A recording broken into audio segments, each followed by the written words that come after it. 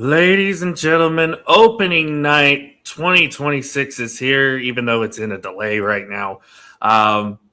Yankees and Giants about to kick off. It is a delayed start right now, but hopefully they'll get started up here pretty soon. But it is the first official game, first official day of 2026 Major League Baseball season. I'm excited. I don't know about y'all. I'm sure Jonathan's excited too. And our third member, our proud Bostonian, is also excited for opening day. For what? For what? I'm not excited. I'm not excited at all. Nothing says baseball on opening night like Netflix, doesn't it? I'm glad you said that because I thought about it. I was trying to find it on. I'm pulling up my TV. I'm looking. Okay, it's got to be on. It's got to be ESPN. No, it's not on ESPN. Okay, how about TBS? No, not on TBS. How about Fox? No, not on Fox. I had to search. I had to search for like what is opening night on, and I see Netflix. Thanks, baseball, for taking this away from us. Major League Baseball in 2026. Yep. Netflix, Peacock, Yeah, Sunday Night Baseball is now on NBC until late August when it goes to Peacock because it's football.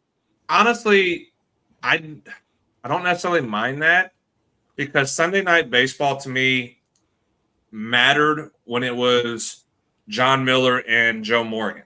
Absolutely. No that problem. Was the prime of Sunday Night Baseball, having those two on the broadcast.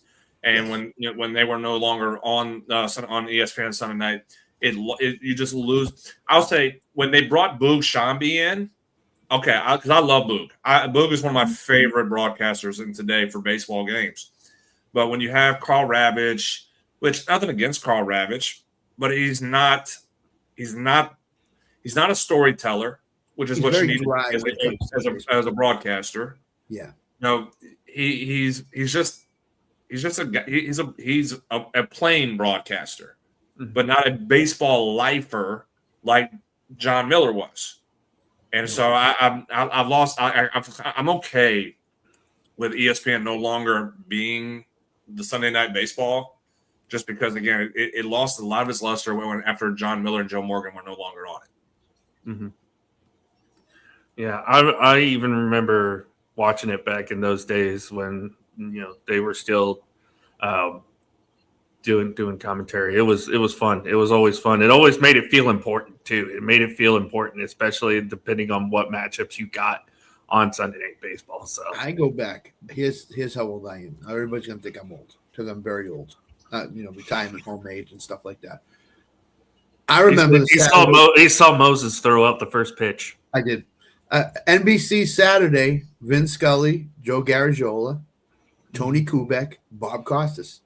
I remember those days. Those days were phenomenal. That Saturdays were must-see baseball game because they only had the good teams on, and they sent Vin Scully and Joe Garagiola to the best games in town, number one, and so to speak, number one.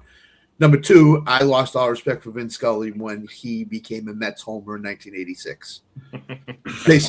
He basically was a Mets homer. Garagiola was right down the middle.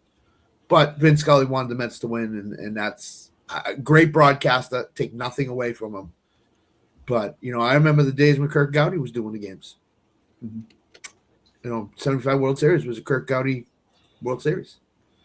The announcers now are just – they do football, baseball, basketball. They do all sports. And so they don't – so it's just like to them, okay, I got another assignment. I'm going to St. Louis to do the Cardinals-Cubs game.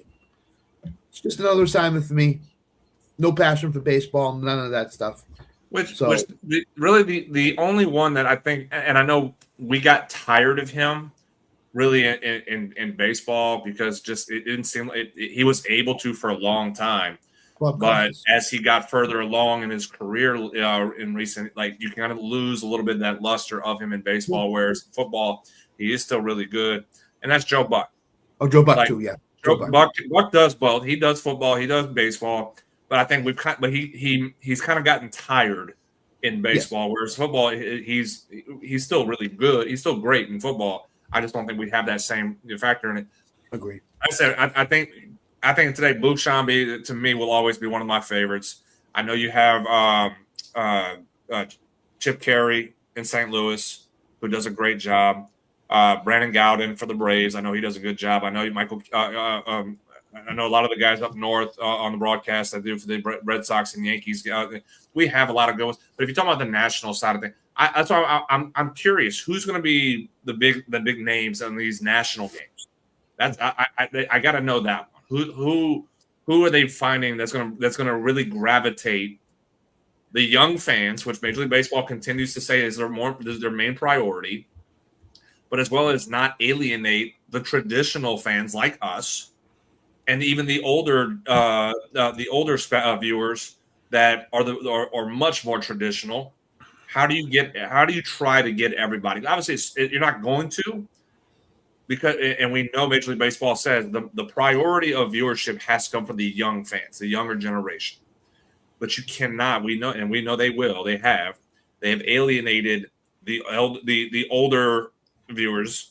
They've alienated the traditional viewers. So I'm very intrigued to see how they make this work because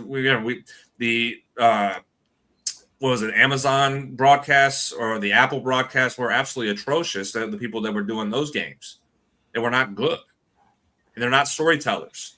Like you have to have somebody to be able to share stories of games in baseball. And that's what makes baseball broadcasting so much more pure than the other sports that are broadcasting.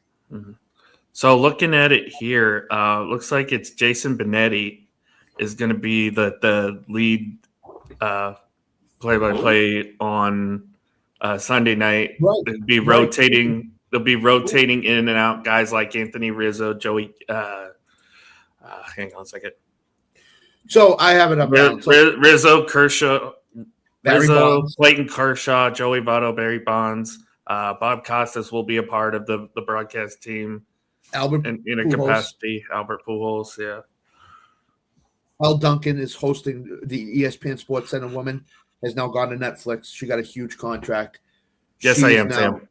She is now doing the pregame of – I'm not grumpy.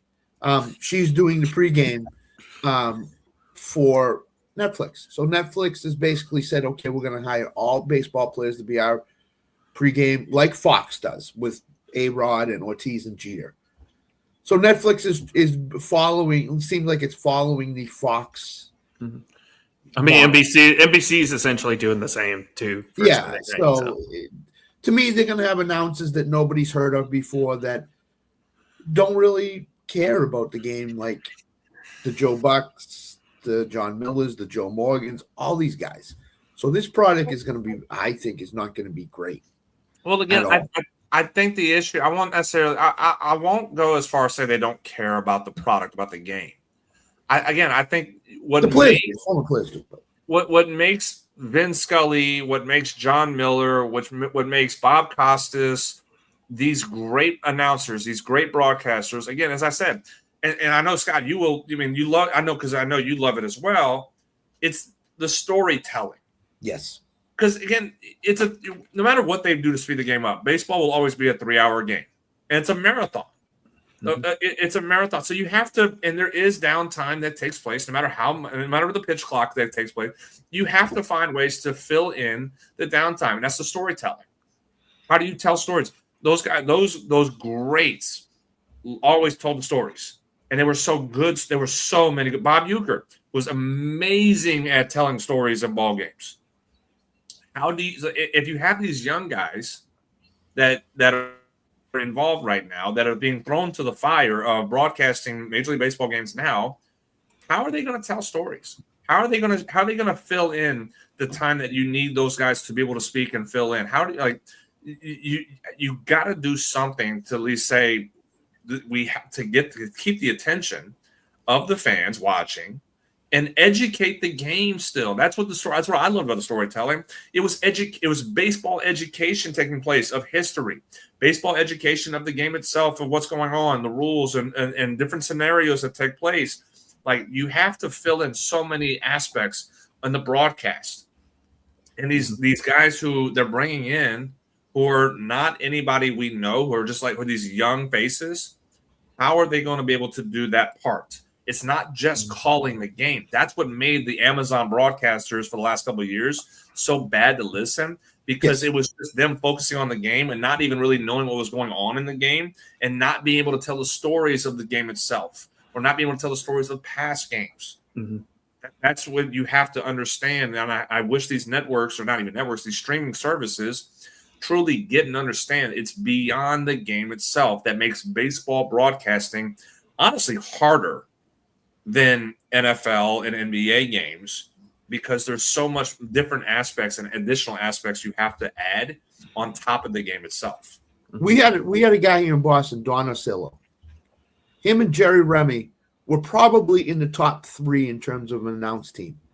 They told stories when the games were 12-2, and for either side, they told stories. Excuse me, they laughed, they joked, all that other stuff. Now we have a Dave O'Brien up here who's going through a rotating analyst. They don't tell stories. It's very, very dry in terms of the broadcast. When it gets to be 7-0 in the 3rd inning or 4th inning, it's unwatchable. So to me, I agree with you, Jonathan. These Netflix guys, they won't be storytellers. They'll be what's on the field, and people will lose interest. I'm sorry. I know baseball's trying to get in with the current thing now with Netflix and Amazon and all that stuff, but guess what? It's not going to work. It's not working. Amazon in the last 2 years, like you said, has been awful to watch. Awful. I'll tell you, again, being a Braves fan, even though I was young in the 90s, I was spoiled with such great broadcasters of the Braves in the TBS days: Skip Carey, Pete Van Wieren, Ernie Johnson Sr., Don Sutton. Like, those were amazing. I still, there's times I'll go, like, if I want to just kind of go back and relay, like, watch some Chipper Jones highlights in the 90s, or, watch. I love listening to that group, those 4, just talk baseball. That was such a great, I think, tell me if I'm wrong, Scott, that group in the Braves had in the 90s was probably one of the most underrated broadcasters. Now, let me see if I can get it right. It was Carey. Skip Carey. Don Sutton. Yep. Pete Van Wieren. Mm-hmm. Was there another one? Ernie Johnson Sr. Ernie Johnson Sr. Yeah, I agree. I watched TBS a lot to watch the Braves because of those guys. Broadcasting was that absolutely group. No question. I enjoyed listening to them and watching those games immensely, because once it got to 7-0, these guys would start telling stories until the game got close again. It was phenomenal. I mean, I don't know if you have it down in Texas with the Rangers, Alan, but I had it with the Red Sox. Like I said, when Orsillo and Remy were together, Jonathan had it with the Braves, with all those guys. I don't know who the Rangers broadcasters are, but I mean, it kind of rotates from time to time. Yeah, see, that's the thing. It rotates. Radio's like, we've had the same guy since 2015. So okay, that's good. If you have the same team, keep the same team together for a while. All these organizations are worried about, well, our ratings are down by half a point. We got to get my favorite is when they had Josh Lewin and Tom Grieve together in the 2000s. I loved having them, especially during like the Hamilton days when Hamilton first got here. It was always fun. My favorite call that they ever had, and I don't know if you remember this game, Scott, because it was in Boston. It was Benji Molina's cycle. I remember that. It was like one of his first games as a Ranger when he first got traded. It was like he hit a double, a single, a home run, and then the last thing he got was a triple because it just kind of bounced off the wall, and they were just screaming at him like, "Go Benji, go Benji, go!" And you just see Benji Molina doing his just trotting the whole way through. It was great. Really quick, here's who Netflix should have hired as a play-by-play guy: Matt Vasgersian. Exactly. He's a great storyteller. He's a great baseball guy. He lives and dies baseball. He breathes it. He sleeps it. He eats it. I mean, Netflix should have hired him as the lead analyst. I will say again, I'm very old school. I love listening to games on the radio. Yeah, I do too. Rangers have a really great broadcaster on the radio, and that's Eric Nadel. Yeah, Eric Nadel is great. I love Eric Nadel. Phenomenal on the radio. Braves with Ben Ingram as well is a great voice. He's the one you hear him when they talk when the final out was made in the World Series. We don't even hear Chip Carey on the TV broadcast or at the time that they did for the local. We hear Ben Ingram's call on the radio when the final out was made for the Braves 21 World Series. Ben Ingram's absolutely. I love Ben Ingram as well, but Eric Nadel. I live in. I loved his final call in the World Series. One of the best. Fantastic. See, the best announcers are baseball people. They're baseball people in baseball. Especially like you get those announcers who've been with the franchise for a long time, and you, like you said, 23 when you win your first World Series. Well, Nadel's been with the Rangers since 1979. Yeah, he's been with the Rangers forever.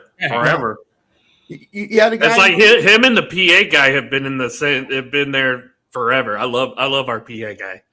I have Sirius one of the baseball best package on my car radio, and I listen to the Cleveland Guardians broadcasts because that guy's been there forever. I forget what his name is. He's been there God, he's one of the most energetic play-by-play callers ever. Absolutely, but that's what Netflix had to do was get. If they could pair Vasgersian and John Smoltz together, that would have been a home run broadcast team, and then have Rizzo and all them in the pregame. And don't put him on the broadcast, but Matt Vasgersian and John Smoltz would have been a complete home run. I don't think they would able to get Smoltz away from Fox, though. No, they're not going to because Smoltz's contract is. Or is it Fox or TBS? Is it which is Fox? Fox. Yeah, he's with Fox. Yeah, you weren't getting him away from Fox. No, like but that would have been the home run tandem to get. I agree. If they by the way, first Sunday night baseball game, Guardians Mariners should be an interesting one. Opening up, they don't have the. I know they got Hancock as the slated pitcher for the Mariners, but they don't have one listed for the Guardians. Just because the Guardians don't have any pitching staff this year, so it's just okay. Tanner Bibby's one. No. If you ask Bobby, he's like, yeah, no, I don't like Tanner Bibby. No, I Sam. I don't know if Sam likes him either. I know Sam was in the comments earlier, but Cleveland Guardians pitching staff's not a good pitching staff. So. By the way, Yankees and Giants are officially underway. It is the top of the first inning. I'm sure Jonathan and Scott are keeping an eye on it right now. I have a bet in no runs in the first inning. So I had a bonus bet, so I used it on no runs first inning. Because I think Webb and Fried are going to Mm-hmm. Do you guys think the pitching is ahead of the hitting at this part of the season? Absolutely. No, absolutely. I think what you'll have with certain guys who are playing the WBC are going to get hot early. Yep. But as a whole, it's always pitching is ahead of hitting because timing, even if you do spring training, you're still limiting your at bats in games. You're only getting 2 at bats a game in spring training. It takes they told us it takes about 40 ABs. Around 40 ABs, 50 ABs, where you really get your timing and what you're going to be like, and so you're talking about 2-3 weeks of games at that point. So, and then it starts really picking up at that from there. But pitching's already going to be ahead. You're just talking about guys in today's game where you're not even asking guys to go 7 innings anymore. You just say go 5, maybe 6, so they can unleash a little bit more and work it. So, offense always is behind pitching in the first few weeks, the first month of the season, and then once it starts warming up throughout, once you start getting towards the back end of spring, that's when you start seeing the offense really pick up. By the way, Along with my no-run first inning Giants Yankees bet, I also bet Paul Skeens for most strikeouts in the National League, Paul Skeens for Cy Young, Paul Skeens for most wins. I was all over Paul Skeens today. I think this is going to be that one of those 20-25 win seasons for Skeens. If they take the shackles off of him and let him go, that's what I'm thinking they're going to do. Just say then go. I agree. Because what you saw from Skeens against the Dominican Republic and the WBC is under the evolution of him as a pitcher is being efficient. Yeah. Go be efficient. Right. You can still be dominant. You can still be a dominant pitcher if you're efficient with it. So I think I agree. He's the Cy Young. He's the Cy Young favorite. But I think we're going to see another level of Paul Skeens dominance. That's what I'm counting on. And I think what you'll see, I'll go this in his first start of the season, because what I saw in that game against the Dominican, the first inning, he wasn't throwing 100. He was throwing 97. Yeah. So that's him saying, I can still make the ball move. I can make it dance back and forth on both sides of the plate, but I can and control it at 97. And then by the 5th, 6th, 7th inning, now I unleash, which is what the great pitchers, Pedro, Clemens, Smoltz, they all were able to do. Like, hey, I control myself in the first 2 to 3, 4 innings, and now I'm going to assert myself in the back in the 5, 6, 7, 8 inning. And that's what we see that from Garrett Cole. In today's game, Garrett Cole does that. Max Fried, who's about to take the mound here in a second, he's been able to do that for a portion of his career. The greats understand efficiency in the first 3 to 4 innings. I unleash the next 3 innings. Because what I think Skeens is going to do, work both sides of the plate, work up and down in the strike zone. He's just going to move his ball around. It's not going to be the same in the same spot 2 times in a row or 2 out of 3 pitches. It's going to be all in around the strike zone. He's going to try to make you fish early.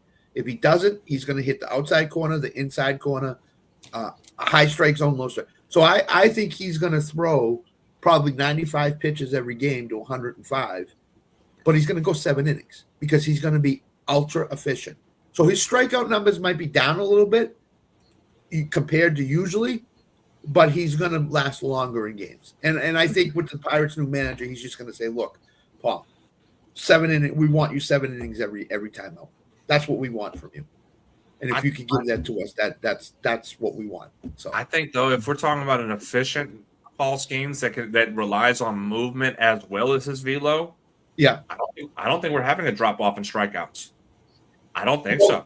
His prop tomorrow is 6.5 strikeouts, and it's plus money. And I'm toying with the idea in my mind of taking the over on that because I think he's going to strike out 8 or 9 Mets. He's just going to do it. So I love that, and I love Crochet is at 7.5. I took him over too.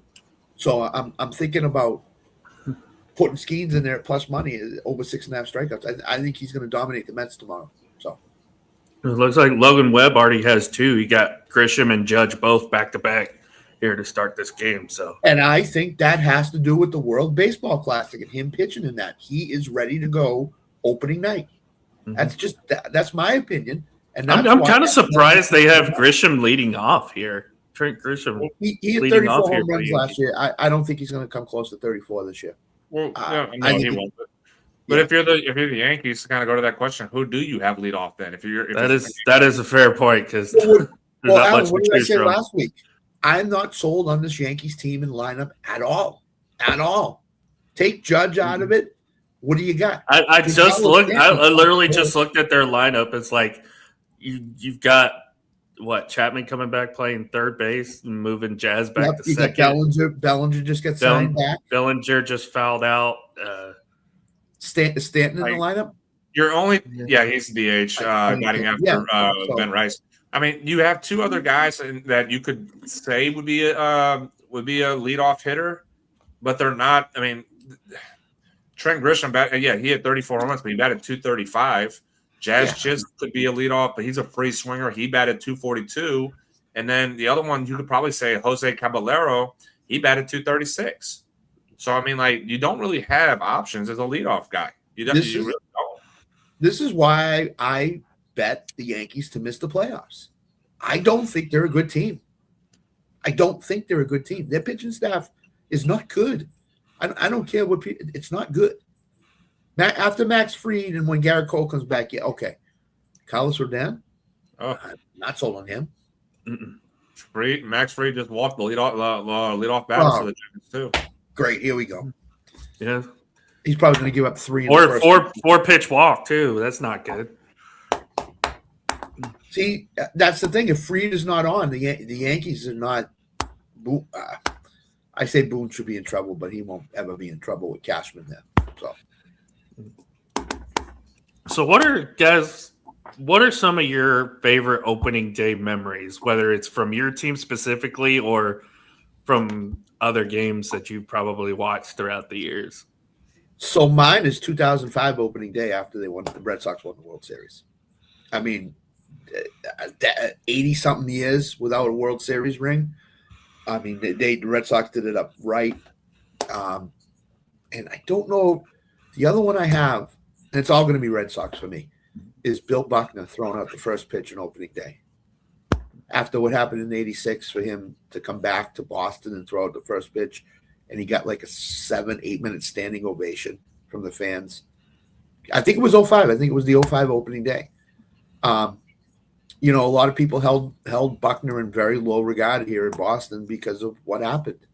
But I don't hold Buckner in a low regard. I hold John McNamara, the manager, in low regard, who did not allow Dave Stapleton to become the first baseman in Game 6 of the World Series. And that would have been totally different. So those two, there's guys that pop up that hit 3 home runs on opening day and then you don't hear from them again. I mean, it's a fantastic opening day story, but they never even come close to duplicating that. So a guy like Mark Whitten, I think, hit 3 home runs for the Cubs one year on opening day. And you didn't hear from him again after that. So, I don't remember there being a no-hitter on opening day. I don't remember anybody hitting a cycle. I don't remember any of that stuff. So, I mean, baseball does opening day great, and then a place like Miami has 30,000 in the stadium for opening day and then has 2,000 for the rest of the year. I mean, everybody's excited about it. They go and lose or win, and it's like, all right, we were at a baseball game. See you later. We're not coming back. So those are memories to me that will just linger forever till the day my retirement home run comes to an end. So, I'm sure there's memories all over the place. I just can't think of any right now. I tried to today. I couldn't think of any. So Personally for me, I mean, for opening day wise, and I actually made a post about this. This is my first. I'm just speaking for me personally on it. This is my first opening day with my grandfather who passed away last October, and it was our tradition we did for many years, calling each other on opening day. He was a big Yankee fan, and I'm me and a Braves fan. So we always would just go back and forth on opening day and talk about why the Braves were going to win the World Series, and he'd talk about why the Yankees were going to win the World Series. So it was one thing that the day was just it's kind of solemn that I'm not able to have that conversation with him this year. And so on, but that was something that was always one of my favorite memories is being able to talk with my grandfather and talk with my dad. My dad also being a Yankee fan. I'm the outlier in the family, being a Braves fan. That was always one of my big memories for me personally. It was just having my family, my dad, who was a big influence in baseball for me. My grandfather was also for it. But I'll say as far as a Braves memory, again, I remember getting to watch opening day on TV for Chipper's last season in 2012. After he announced that he was going to retire at the end of the year, and just how special that was feeling, just being in awe that this is one of my childhood favorite players, and getting to see and celebrate that. And as far as a game itself, a specific game, I remember 2018. I was actually listening on the radio, Braves and Phillies. A lot of hype going into the season, and after a couple of dismal years. And the Phillies jumped out. I'll never forget. They jumped out to, it was like a 6-run lead in 3 innings. And it was just absolutely an onslaught of a performance that they were able to do on us. And then chip away, made it. It was 8. I think it was at one point it was 8-2 in the 6th inning. Braves scored 3 runs, made it 8-5. In the 8th inning, made it 8-7, and then in the 9th inning, Nick Markakis, I believe, hit a 2-run walk-off home run on a comeback that really just elevated Braves home opener of the 2018 season.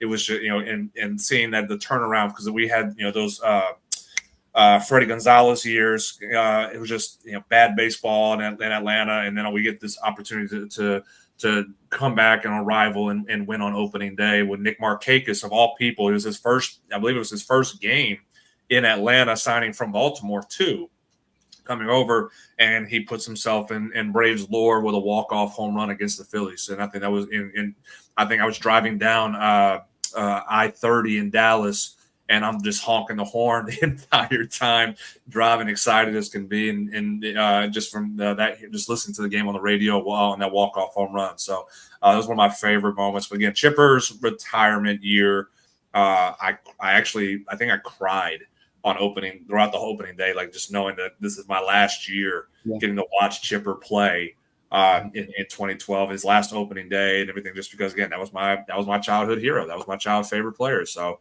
getting to actually be able to see that be the case, it was very heartfelt for me to be able to remember that that day. Yeah.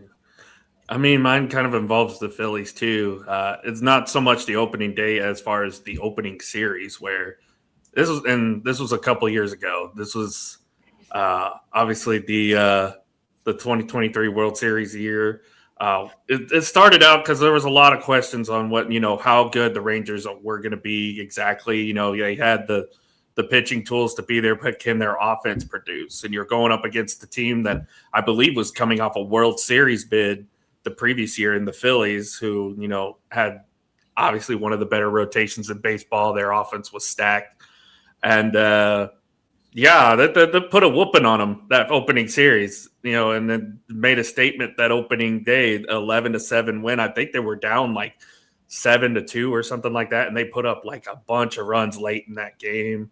It just kind of was a sign of things to come for that 2023 season, and just how good the Rangers offense was going to be throughout the entirety of 2023. So I want to say they put up almost like 30 plus runs on the Phillies in that series, in that opening series. And I'd also remember, I don't know if we talked about it on this show afterwards, but I know there were some people, talking about it, questioning whether or not the Phillies were having a World Series hangover or not already after that opening series. So, which they ended up getting to the playoffs anyway. And I think they ended up getting, beat out by the Diamondbacks on their Cinderella run that year. So, but yeah, that was kind of a statement opening day series that nobody really expected from Texas a couple of years ago. So that still lives rent free in my head. You guys heard this opening day stat? Tyler O'Neill has 6 straight opening day home runs. Yes. You think he's? I don't think he's making it 7 tomorrow. If I'm a man, I'm not pitching. I'm walking him 4 straight. No, but it's the weirdest stat. He was in Boston. He hit an opening day home run too that one year. But it's the weirdest thing. Isn't that's tied for a major league record? I think is what it is. I believe so. So he's going for a major league record tomorrow. Baltimore's go. Who's Minnesota? If I was the pitcher I say, hey, look, each at bat, I'll give you 1. Exactly. I'll give you 1 pitch to do it. Yep. That at bat, if you get it and you don't do anything with it, well, then you're gonna have to wait till your next AB. But I'll give you 1 to try to make it happen. And it's the weirdest. It's the weirdest thing I've ever seen. He did it. He's in Baltimore, right? Yeah, he's in Baltimore, right? He's they're playing. He's gonna get it, Scott. They're playing the Twins. They're playing. Well, I don't know. I don't know because Joe Ryan's. I hate the Twins this year. I think they're gonna be bad. But it's Joe Ryan pitching tomorrow. I don't know if these teams understand that he's hit 6 straight home runs on opening day. I mean, I'm sure. No. They know.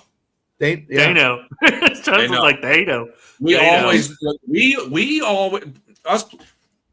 know what players are doing or whatnot. Like, we know if somebody's on a hot streak. We know somebody has a record on that's that's up for grabs or anything. We know. I mean, we pay attention and we talk as well. So I mean, like, the Twins players know what's on the line for O'Neill.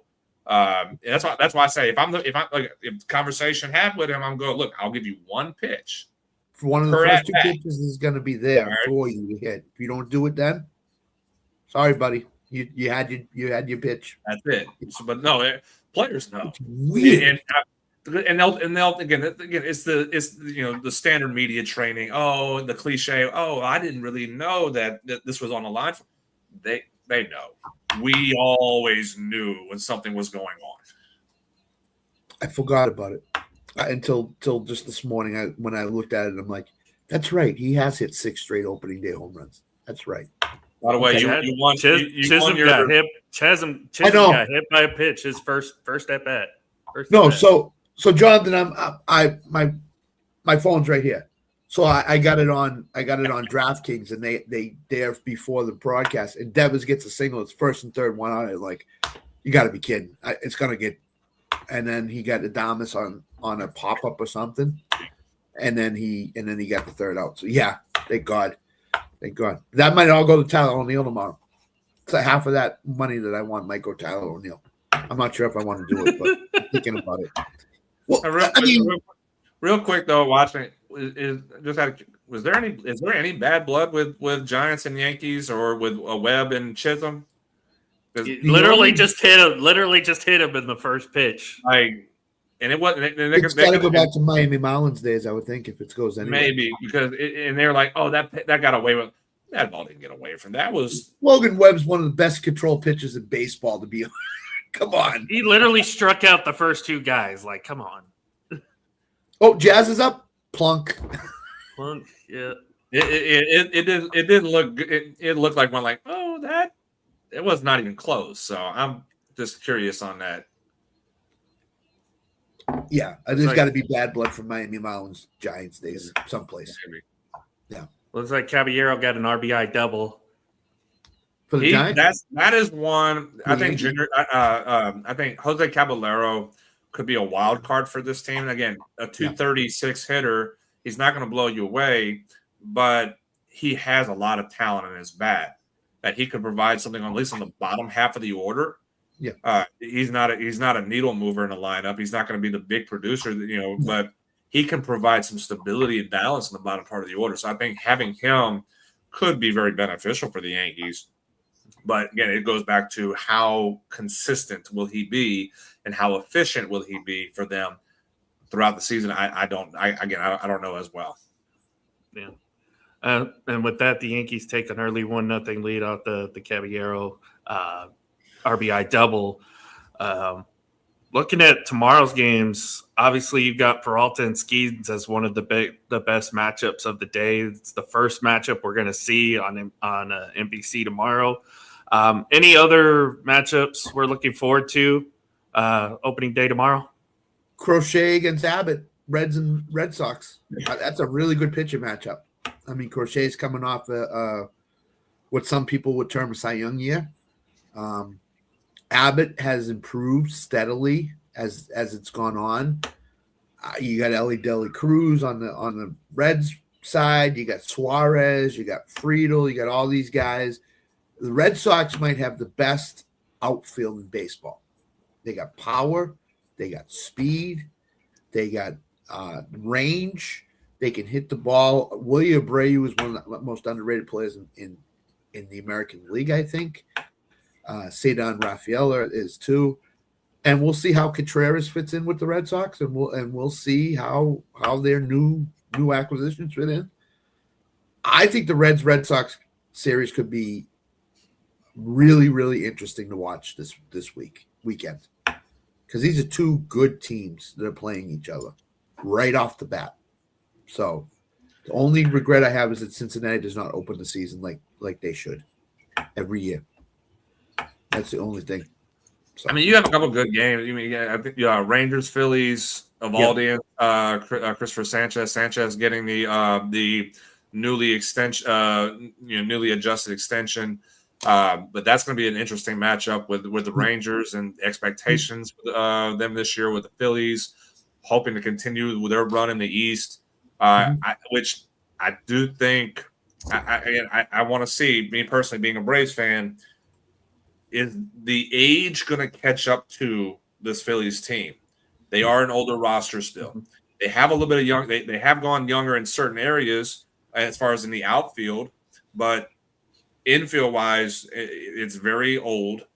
The outfield's pretty inexperienced too. I know you do have Adolis Garcia out there, but one of their top prospect outfielders is taking over center field.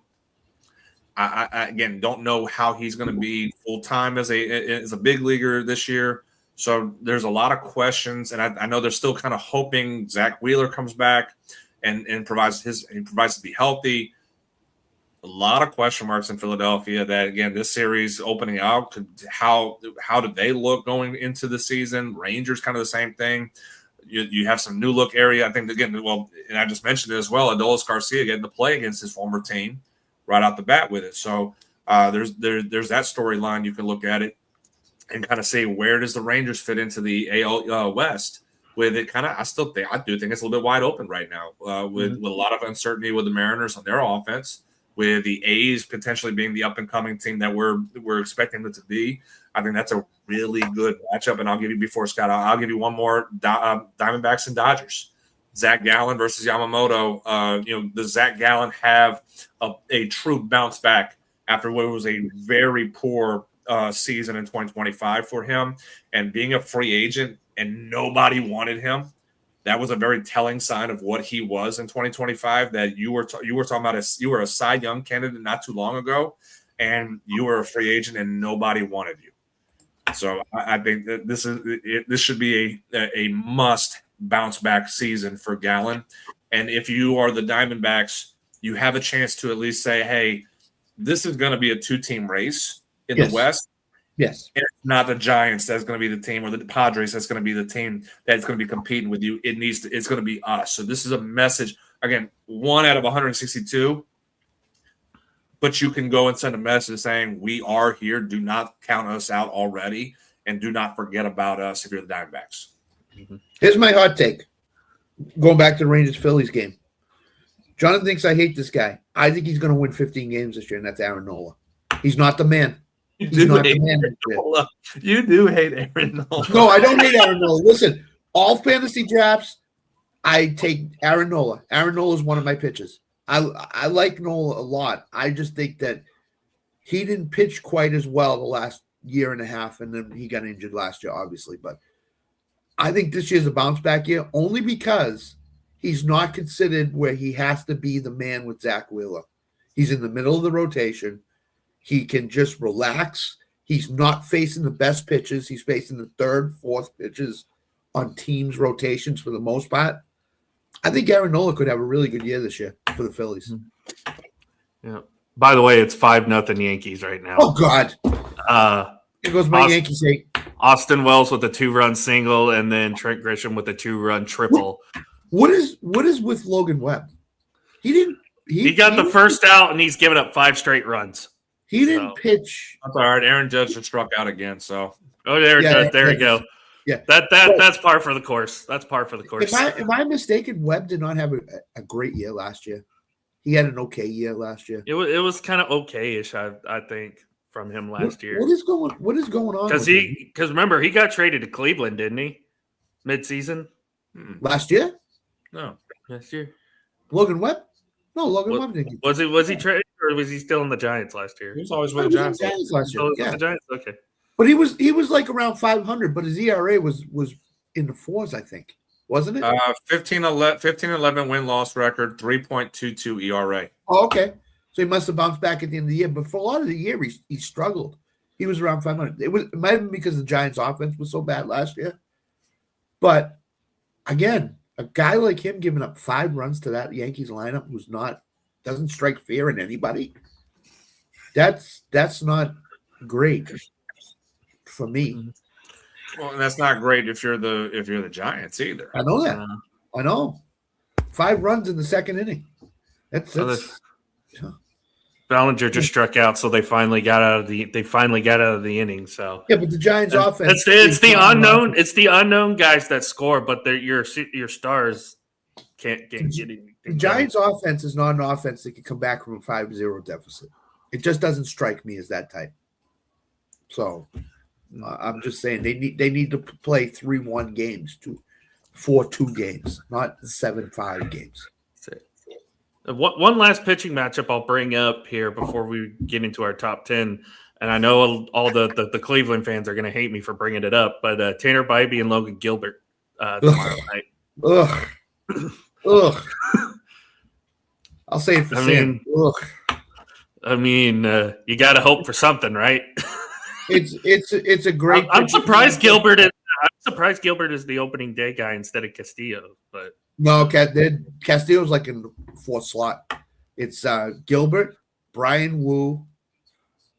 I forget who the third one was, but Castillo was in the fourth slot right now. Castillo didn't have a good year last year. He did not have a great year last year. So there was a lot of talk with Castillo struggled on the road or struggled at home and then was great on the road or home. So I think Castillo could get traded at the deadline. I think he's one of the arms that could probably go. That's another reason why I think the Mariners could fall off here potentially too. That's what I'm thinking too. I mean, it'll show it won't show this one, but probably at the end of April it'll probably show. So. But yeah. All righty. So, opening day starts tomorrow. All set for it. Can't wait. Baseball's back in full swing. And you know what that means, fellas? It means it's top 10 time. It's our first one of the season. Do we have a little graphic for this or something? I wish we did. I can't be making these anymore because Canva decided to boot me out. So, okay. But if I could, I would, and if I had time, I would. But just pretend we had a graphic. There's a graphic right here. Yeah. Transition graphic. There you go. As Alan pans up to his Shea Gilgeous-Alexander jersey on the wall back there. Yeah, there you go. The finals jersey right there. Yeah. There you go. Yeah. All righty, guys. As we normally do, we'll go from 10 up to 1. This is not a definitive list. Obviously, this is just our opinions, and of course, it's also not based on anything that's currently happening. It's just how we feel these teams are going into 2026, into the 2026 season. So, am I doing the first team? Yeah, Scott, do you want to go first, Scott, or Jonathan? I'll go first. We'll keep it the same as last year. I'll go first. Jonathan, I'm not trying to give you hope now. Okay, there's no hope in this at all. Number 10 is the Braves for me. I know Strider got injured. I know they're starting off with the Chris Sale and then a bunch of hopefuls. But I think the offense will be good from the beginning of the season. I think Acuna is going to have a monster year. I think he could be in line for a 40 home run, 50 stole base type of year. And that could carry the offense. And then you got Matt Olson, and then you got Austin Riley, and then you got a bunch of other guys in the lineup too. So just because of the Strider injury, thank God it's the first month and maybe not towards the All-Star break. So Braves are number 10 for me. I've been fighting myself because I wanted to hopefully just kind of put karma away and kind of let it be. Let's see how they do going into the first month. Just so I don't get myself too high, inflated with it. I do have my Braves at number 10. I couldn't leave them out because I do think they are one of the more talented teams still in baseball. Yes, I do understand that Spencer Schwellenbach is out at least until August. I do know Hurston Waldrop is out at least until August. AJ Smith-Shawver maybe comes back in August. You have a lot of questions on the pitching side. Can Chris Sale really be the leader of the staff still with his health questions that he's dealt with over the last 5-6 years from his time in Boston to last year in 2025? That's a big question mark. What is going to be really good, though, is this bullpen for the Braves is going to have a bounce-back season. And you kind of see, and I'm not putting a lot of stock in spring training, but when you have your bullpen arms, basically out of, I think the stat was 28 or 29 innings, you only allowed 3 runs. That's lights out. That's really good. So I think the bullpen is going to be a huge factor to the staff when you do have Ronaldo Lopez going, Grant Holmes coming back to start. I know Bryce Elder is going to get a chance. I'll give you one name to pay attention to, just because I think he's been the big talk down in Braves camp in spring training, and that's Didier Fuentes, who young guy, young kid, electric arm. He had a cup of coffee last year in the big leagues, and they basically said, "Hey, you got to work on your secondary stuff." His fastball is good, but guess what? Everybody can hit a fastball in the big leagues. You can get away with that in Double-A, but you can't get away with that in big leagues. He has electrified his breaking ball. It is absolutely filthy what his breaking ball is. His changeup has gotten much better too. So he does have now he has 2 secondary pitches to pitch off of an electric fastball. They left him on the big league roster. Their plan was for him to be a bullpen arm. With Strider going down, they're now lining him up to be a starter and basically say, go 4 innings, 5 innings, see what you can do, and we'll go from there. And they're going to he'll be in the big leagues for a few weeks, and they'll send him back down to AAA when Strider's ready, just so he can continue to build up to be a starter from there. I agree, though, the offense is what's going to carry this team the first month. And again, yes, it does rely on Ronald Acuna Jr., who we saw, and I said last week, and we saw it as well in the WBC. He's healthy.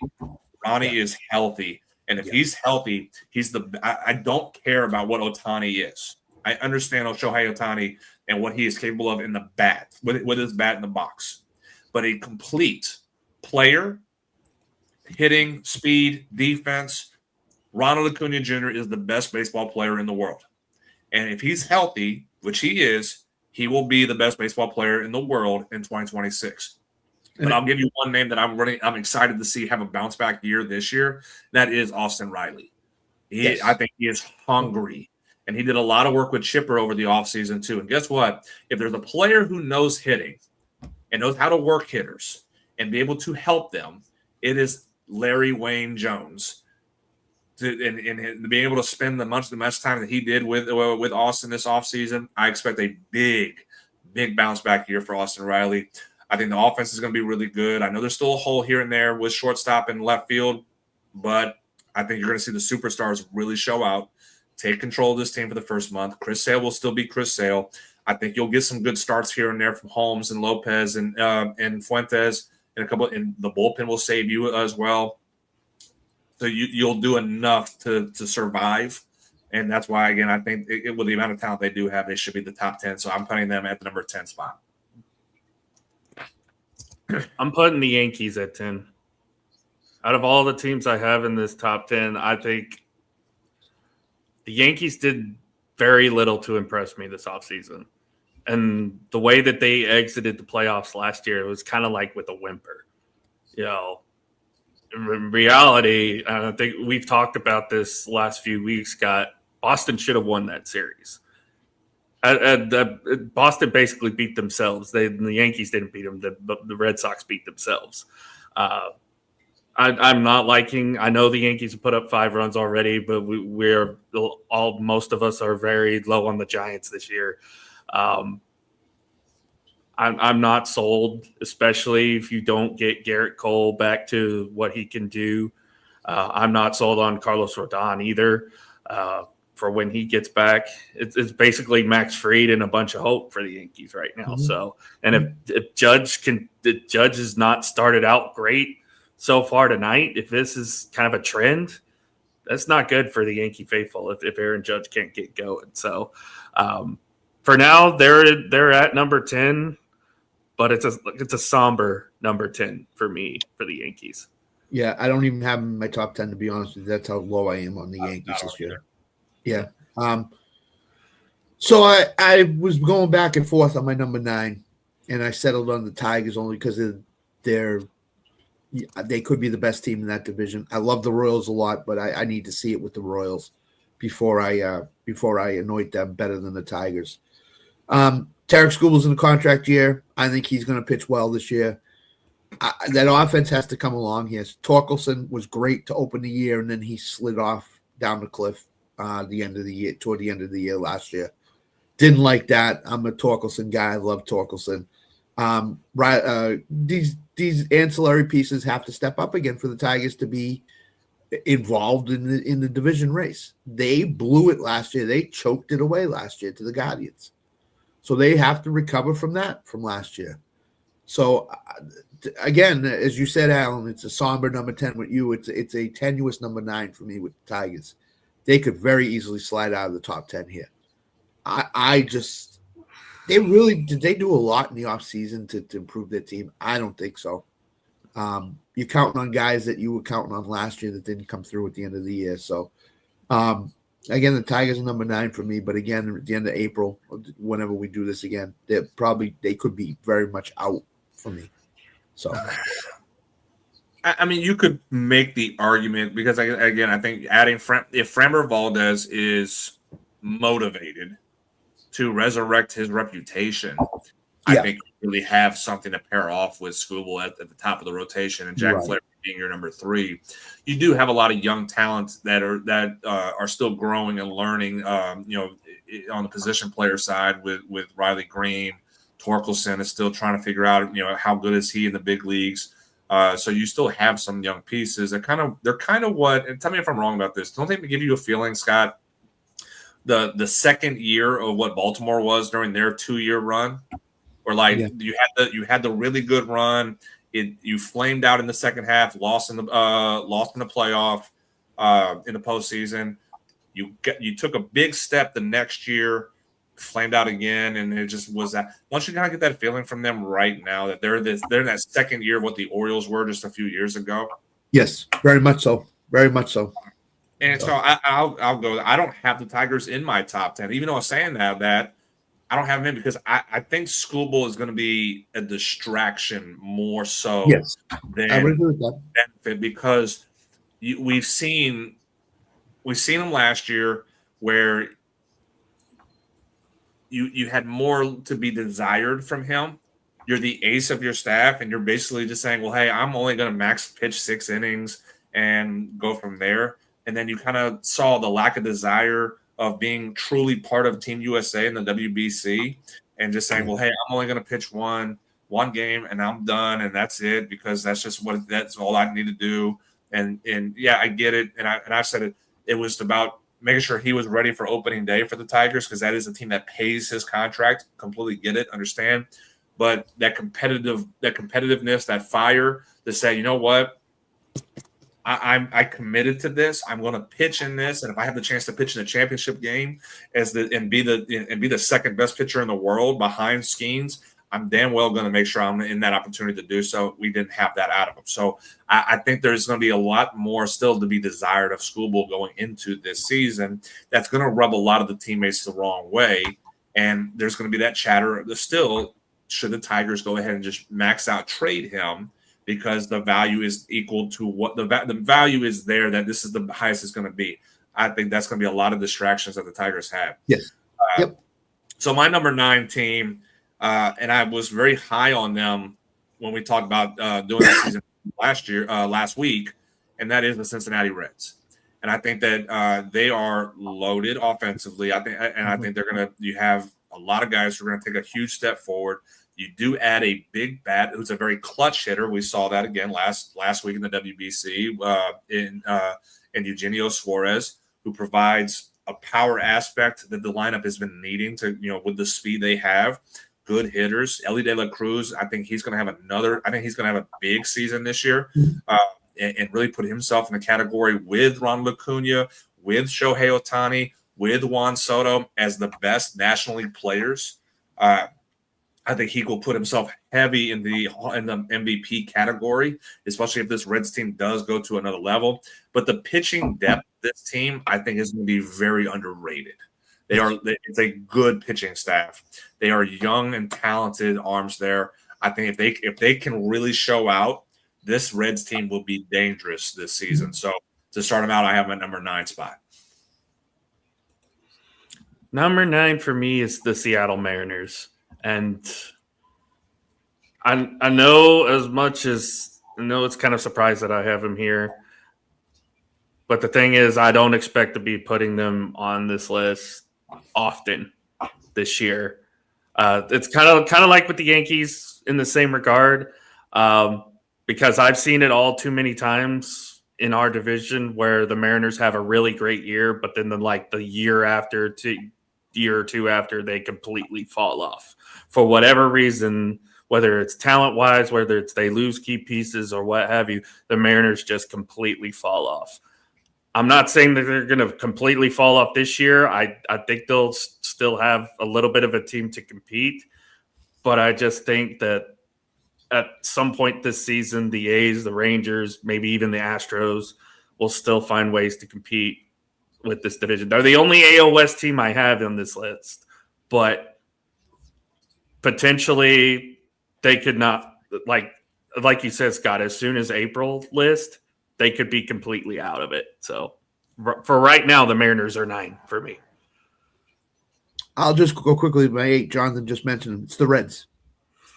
Young team, a lot of upside. Pitching staff is – I think it's an underrated pitching staff. I think once they get Green back, I think it'll be a complete staff. Till they get him back, I think it's going to be missing a piece. But again, I'm high on Andrew Abbott. I think Andrew Abbott can win a bunch of games and be really good. I think we saw it in spurts last year.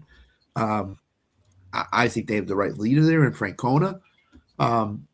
So the Reds are number 8 for me. They're a dangerous team, very dangerous. So my number 8 for right now, at least for the start of the season, because again, I think they have built such a good culture over the last few years. Well, even with the big turnover they've done, whether it was the manager a couple of years ago, trading key players, key pieces over the last couple of years as well, and still finding ways to win.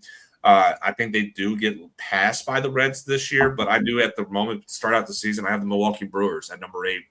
Culture goes a long way. We've said that. We've seen that firsthand with the Houston Astros year after year after year after year. The culture that was built and bought in by everybody that comes to that organization, they find ways to continue to build and win from there. I think the Brewers have done the same thing, whether it was Counsell leading the team as the manager or Pat Murphy currently right now as the manager, whether they trade Corbin Burns or Devin Williams, they add pieces here and there, and they losing Willy Adames, and they still find ways to win. And there's still a lot of young talent on this team. William Contreras, Bryce Terang, Jackson Churio. You have the next generation of players in this organization is super talented. I think that you cannot count this team out. I think the pitching is going to be the biggest question mark with them. I don't think they're as talented on the mound as the Reds. That's why I do think the Reds will pass them. But again, at the moment, for at least the beginning of the season, culture matters. And that's why the Brewers still continue to be part of the conversation for postseason play year in and year out. And I have them at number 8 right now. I have Cleveland number 8. Say what you want about their pitching staff and their rotation. I think there's a couple arms that could stand out this year. Not Tanner Bybee, but there's a couple young arms that they have that could have big years this year. There's a couple guys that they could potentially call up this year that could be big players for them. They could finally get Jose Ramirez some help in that lineup. I know Stephen Kwan's been great. They got to get a little bit more contributions from some of these other guys, Bo Naylor being one of them. But it all comes down to Stephen Vogt and what he's done the last 2 years as the Guardians manager, not only winning the division last year, but coming from behind the 15-game deficit at the end of the season to overtake the Tigers and win the AL Central. So I think he's one of the more underrated managers, especially late in the season going here. And I think Stephen Vogt, as long as he stays in Cleveland, I think they still have a puncher's chance to not only win the AL Central, but maybe make some noise in October. So I got them at 8 right now. So 7 for me is the Phillies, and Jonathan's talked about them, and I subscribe to the theory too. They're older. Trey Turner's older. Kyle Schwarber's older. He got paid a lot of money. How is Bryce Harper going to be this year? We don't know. I mean, a year older. These guys, the pitching staff is not what I would call a top 5 to 7 pitching staff in my mind. I know Aaron Nola's there. I just said that at the beginning of the show. I think he'll have a pretty good year. Christopher Sanchez is now the number 1 right now because Zach Wheeler is still out. So to me, I don't think you'll get any type of production from Zach Wheeler this year. If you do, it'll be very, very little. I don't think you'll see the Zach Wheeler that you saw before till at least 2027 if we have a season. I just think the Phillies, they're not the stranglehold of the NL East that they've had in the past 2 or 3 years. So, again, the Braves could pass them by. The Mets could pass them by. I don't think the Nationals and Marlins are going to, but for me, the Phillies are 7, and they got a lot to prove to me this year in terms of how they're going to be. So, my number 7 team, I have the Seattle Mariners. And yes, I know I think really the bottom half of these rankings, you can always say there's questions, and even in the top, even the 2, 3, 4, 5 teams that I have listed, there's still big questions to have. For Seattle, I think again the biggest question is the offense going to be able to produce to any sort of level that they did in 2025? Obviously, Cal Raleigh's not going to hit 60 home runs again this season. So where is the production going to come from there? That's where I think their big step backwards is going to happen, just because you have to find runs from somewhere else. Well, you lost Suarez; he's not back. He's not there anymore. Julio Rodriguez has been up and down. He did show out a lot better in the second half, but is he going to finally figure out how to be that as for a full season again? Don't know. What is Cal Raleigh's production going to be? Where is he going to stay? Is he going to be a 30 home run hitter? If so, again, you lose. You're talking about 30 plus 40, 50 runs that you're going to lose because, again, Raleigh hit 60 with those RBIs and runs that he did produce. So where is the production going to come from to replace what he provided last year? The pitching side is going to be the biggest thing that's going to carry this team. But again, I think we see this at times when a pitching staff that does stay together for a few years, they also take a step back. You kind of get figured out a little bit. Does Logan Gilbert get figured out? Does Luis Castillo get figured out? There's a lot of questions still, I think, going in. Do you still have this dominant pitching staff that stayed healthy last year? They were relatively healthy for the majority part of the year. That's an anomaly. That doesn't necessarily happen all the time and whatnot. So I think there's a question where if you're the Rangers, this is a good opportunity to get yourself back into the conversation. As we said last week, the one team that could be the big wild card in this division, and that is the Athletics. Can they be the surprise team of 2026 that just says, we're here, we are going to compete, and we're going to go and be this young, exciting, talented team to take a division that is wide open? As of right now, on paper, the Mariners are the more talented team. That's why I do have them at number 7. But it's a very, very small gap between them, the Rangers, and the Athletics as well. Mm-hmm. So my number 7, I'm going to go quick here too because I agree with Scott. It's the Phillies. Issues with their lineup. They are getting older. I don't have the Braves in the top 10, by the way. Just want to throw that out. But I do think if after the first month, that's probably going to change because I agree with both of you guys on Atlanta. I think Atlanta's going to eventually overtake the Phillies in the East. It's just right now I have the Phillies sitting where they are because of recency stuff, I guess you could say. But I am a little concerned about the age of this team and will they be able to produce. This opening series against Texas is going to be a good tell of what kind of Phillies team we're going to get in 2026, I think. So we'll have to wait and see on that. But right now I'll have them at number 7. So number 6, we talked about them earlier, is the Rangers for me. And I think the Mackenzie Gore trade is going to help that pitching staff immeasurably. Number 1, I know It's Mackenzie Gore. I get it. He was. Don't give me hope, Scott. Don't give me hope. Listen, I think the Rangers and the Mariners are right there, neck and neck with each other. I think the Rangers pitching staff with DeGrom and Eovaldi and Gore and Kumar Rocker was named the fifth starter today. That's a good, and Light is in there too. That's a good pitching staff. My question is the offense. Is the offense going to be able to do what they've done the last couple of years? Hit a lot of home runs. You know, they lost Simeon. They lost Garcia. Are they going to be able to hit a lot of home runs? Is Corey Seager going to be able to stay healthy for 162 games? We don't know that. They got a lot. Jonah Heim, Josh Young. I think they both have both, don't they? Heim left. Heim's gone. Heim's gone. Right. Heim's in Atlanta. Heim's in Atlanta. Yeah, we traded him. I think we got Danny Jansen out of the deal too. I'm not Wyatt sure. Langford. That lineup's pretty good, I think, in my mind, at the start. And fully healthy Evan Carter. Let's see what he does too. So the Rangers are my number 6, and again, Rangers Phillies is going to be a fascinating series, as Alan just said. It's going to be Langford in left, Carter in center, and Nemo in right. Looks like. Okay. Yeah, Brendan Nimmo's another guy who's been a solid major league player his whole career. So Rangers number 6 for me. I have the Kansas City Royals at number 6. Oh boy. Pitching staff, I think this is a really underrated pitching staff. Cole Ragans, Seth Lugo. I think Lugo is, I think it was kind of unrealistic for what he did 2 years ago, 2024, to think that he was going to bounce and replicate that. That's the same thing as saying Cal Riley's season is going to be replicated again. What Seth Lugo did was an anomaly in 2024, but I didn't think they were going to. I don't think a lot of people thought he was going to take that big of a step back, being 8-7 with a 4.15 ERA and dealt with a lot of injuries in 2025 as well. So I think they're hoping to get something a little bit better, a little bit more consistent out of him. But again, at the same time, you have Cole Ragans leading the staff. You do have Michael Wacha, who has been serviceable for you for the last few years. I think you're looking at a really good bullpen. Carlos Estevez is your closer.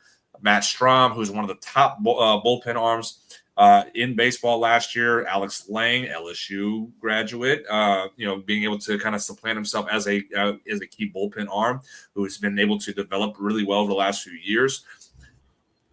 Bobby Witt Jr.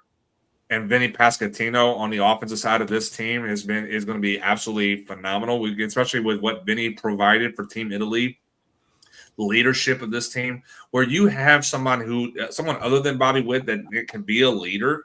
But Bobby Jr. is going to be the leader of this team. He's the face of this team.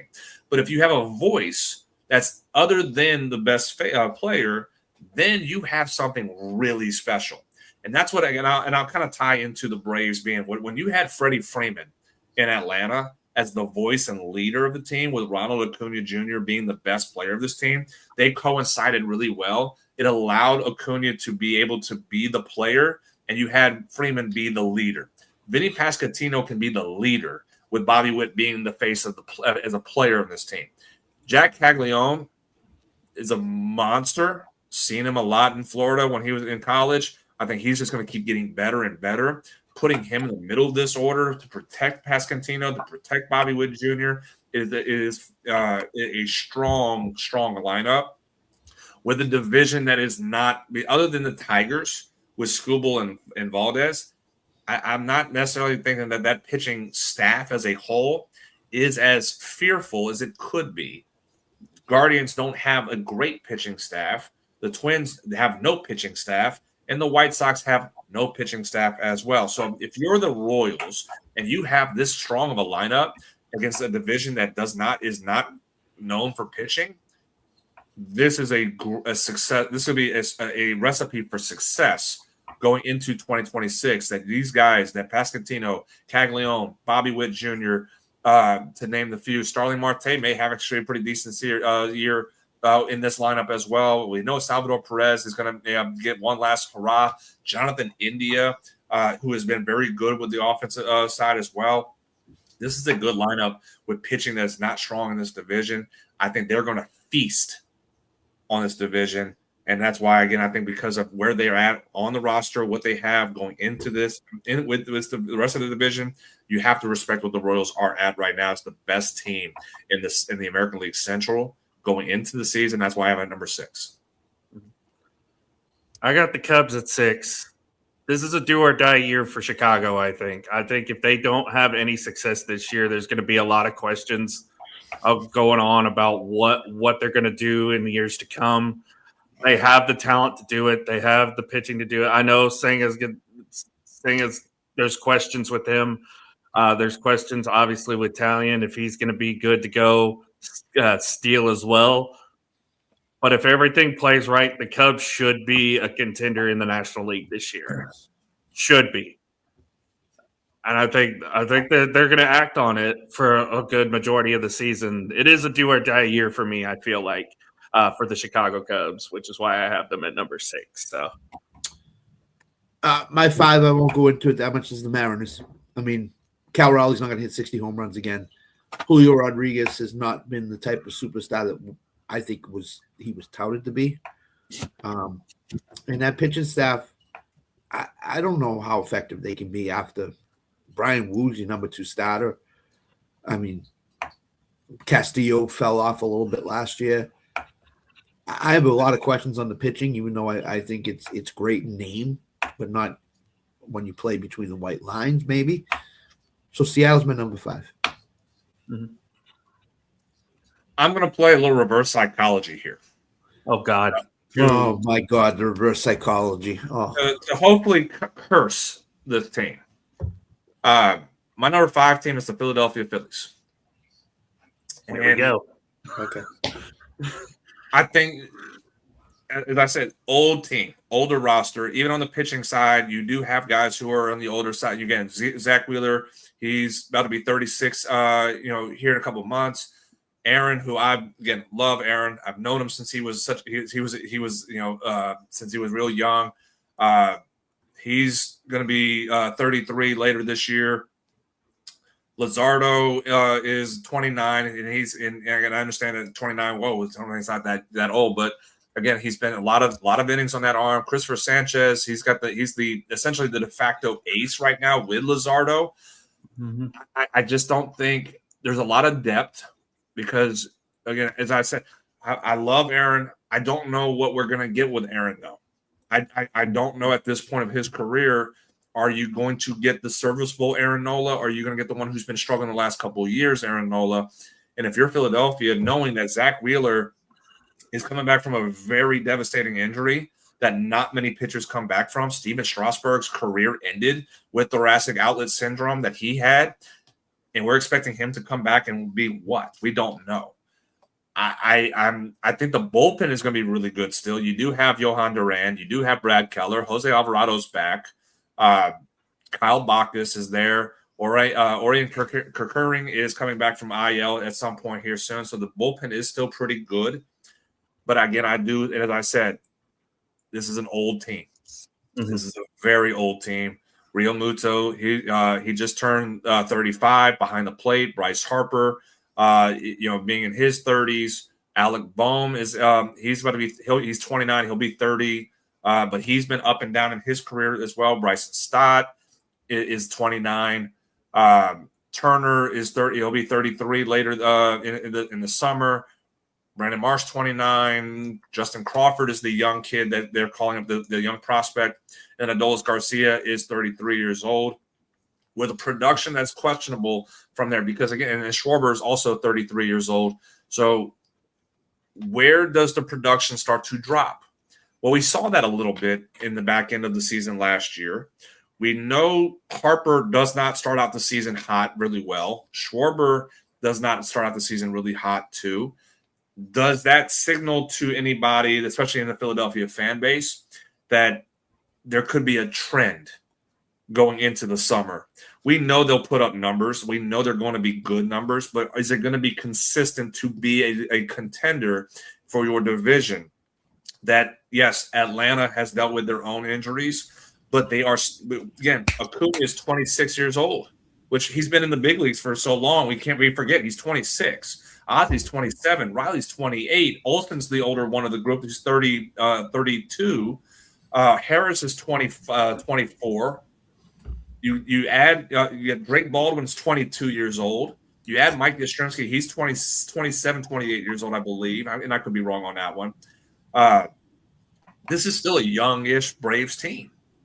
And so if you have a young team that's been there, done that has had success competing with an older group, we've seen in the new rules of the new rule era with the pitch clock, the age comes faster than it is to slow down than the younger team. So I think there's a big concern if you're Phillies fans on the age factor really catching up, the lack of depth in your starting rotation, that you're expecting Zach Wheeler to come back and be.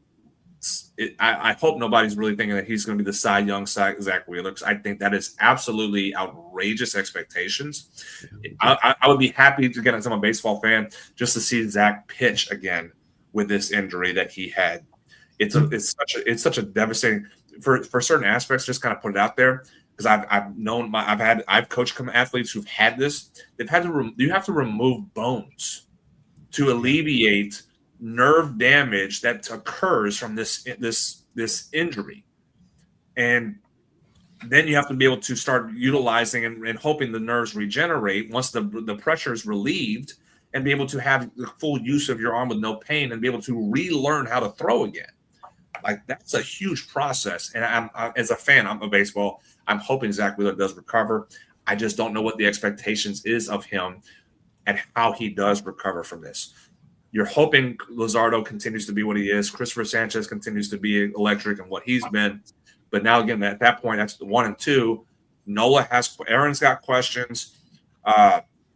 Taijuan Walker, there's always questions about Taijuan Walker in the rotation. And then there's the fifth guy who's going to be able to be just something, a bridge until Wheeler does go, or you able to at least say, hey, someone in our farm can be able to get called up and be able to be the opportunity to be the fifth guy for you at that point. Many questions to be had, but they are still talented. They are the de facto defending NL East champions. I just think that Father Time is going to be catching up to this group very quick. I hope, for my Braves' sake, they do, and we see this team crumble.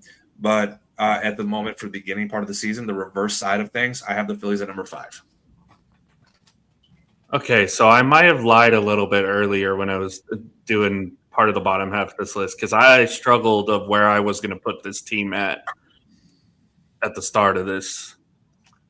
But at the reality, I know I'm going to get hate for it. But God damn it, at number 5, I got the Texas Rangers. Because if this offense is healthy, we can't listen to you anymore. You lied. If this offense is healthy, with the pitching staff that they have, who, by the way, led the majors in ERA last year, this is not only the team that can win the AL West, but can compete for a World Series out of the American League. I know I'm going to get hate for it, saying I'm a homer, all this other stuff. Jonathan's gone, yeah. Texas, I feel like there's just since Chris Young has taken over as the general manager, there has been a different vibe in Arlington the last 3 years. I know last year didn't go as well as they had hoped. Obviously, all the injuries that have happened, but they found a lot of diamonds in the rough with some of these young rookies that they called up, which is a part of the reason why they traded Marcus Semien to begin with. I know the Garcia thing, I'm okay with that. I like Brandon Nimmo as a player. He's a more consistent bat. He's not quite a power bat, but he's at least going to get you some on-base type of situations and allow, guys like Seager and Wyatt Langford to drive in runs, which is kind of how the Rangers want to play offense, is get guys on base and drive in runs that way. And again, with this pitching staff, I think Texas can compete with anybody in the not just in the American League, but anybody in baseball. So right now I'd have them at number 5. I know that's going to be subject to change, but I really, really like this Texas team this year. Okay, so I got to hop off in a couple minutes, so I'll give you my top 4, and then I'll get going. So, Alan, you think you were a big homer? Nothing compared to me. Number 1 and 2 with Dodgers in Toronto. Preseason top 10. I mean, they were in the World Series. I kind of figured you have to give them a chance to drop down or stay where they are. Number 4 for me is the Cubs, basically, for everything you talked about. I have a big concern about their pitching staff. Matthew Boyd is their opening day starter, I believe. That, to me, does not signal really good pitching staff to me. So they're my number 4. They signed Bregman. Their offense is going to be just fine, I think. It's the pitching that I'm way concerned about. My number 3 team is the Red Sox. And I think they've taken a big leap forward. I think their pitching staff is one of the best in the American League with Crochet and Sonny Gray and Oviedo, and Bayo should be another year under his belt, so he should be pretty good. The trade for Contreras, Marcelo Mayer will be at second base. Trade for Durbin should work out well in that ballpark. Durbin's a complete pull hitter, I think. The outfield for me is where it's at for the Red Sox. You got 4 guys that you could put in 3 spots: Abreu, Cedar Rafaela, Jaron Duran, and Roman Anthony. Roman Anthony, I think, is going to start the year DH this year. But again, if the Baseball Classic is any indication, Roman Anthony could take a big step forward here. Some people are touting him as an American League MVP candidate. I don't see it yet, but that's the thing. The key for me with the Red Sox is very simple. Trevor Story. Can he stay healthy for the whole season? Can he do what he did last year to an extent? And can he play really good shortstop? And if he can, I think the Red Sox could be in the American League pennant chase for a majority of the season. I think Alex Cora is a top 5 manager in baseball. I think he can get this team to where it needs to be. I know I'm high on the Red Sox, but I see a lot of good in them this year. And I think the playoff series with the Yankees only helped last year. These young guys know what playoff baseball is all about. So Red Sox are 3 for me. That may be subject to change, but and I don't want to get any more hope the rest of the program. So don't worry, it's still coming. Don't worry. I haven't heard it. I'll listen to it at the hospital later on in a little while. So, well, Scott, I know we've got Rec Room Sports Radio tomorrow, and you got Fall Start Thursday as well. So, check those out also tomorrow. So, Scott, hope you have a great night. Prayers, of course, continue for you and your wife. Hope everything is okay. Thank you. Take care, guys. See you, Scott. Jonathan, who you got at number 4? Number 4, I have the Chicago Cubs. Very much like Scott said, offensively, this team is loaded. I think the outfield production is going to continue to get better. Seiya Suzuki, I think he kind of finally figured it out last year. Pete Crow Armstrong. I think Pete Crow Armstrong is going to continue to grow and develop. I think I don't like the praise of how high he's been looked at throughout as a center fielder. I know he had good moments. He had great moments against the Dodgers last year, but he was very streaky at times.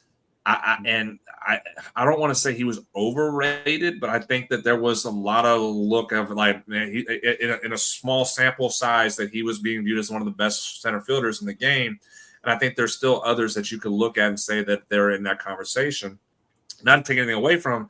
He's a very talented ball player. He's growing a lot more and more in his development, but I think there still needs to be more that you get out of him. And I think that's what the Cubs are hoping that the WBC got, that extra development, the extra work that he got in those games, the meaningful baseball he played in, and what it meant to be around someone like Byron Buxton, who is a profound professional. And again, I know he's been hurt a lot in his career, but again, being able to be around others like that and as a young player, learning and watching and taking in a lot of those parts of the game, huge for him. I'm sure the Cubs are very excited to have that.